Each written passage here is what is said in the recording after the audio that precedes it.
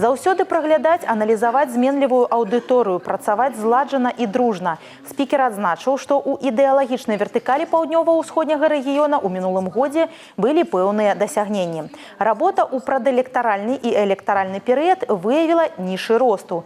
Тым не менш, ідэалагічнай рабоце патрэбна трансфармацыя. Неабходна выбудаваць больш цесны контакт з рознымі мэтавымі групамі грамадзян. Работать не только с нашим активом, с которым работать удобно и комфортно, собирая одних и тех же людей для встречи с различными спикерами в рамках различных мероприятий, но и идти в те коллективы, в те целевые группы, куда не ступала нога идеолога. Это и индивидуальные предприниматели, это частные коммерческие предприятия. Это встреча по месту жительства с теми людьми, которые ведут домашнее хозяйство, которые не задействованы в экономике.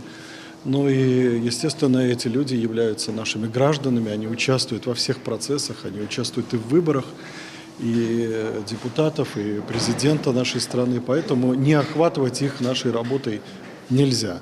У сучасных умовах інфармацыйная бура можа развіцца за лічаныя хвіліны. Яна заваёўвае інфармацыйныя пляцоўкі і аўдыторыю, становіцца ў парадку дня нумар 1 і можа ўзбуджаць негатыўныя пачуцці ў людзей.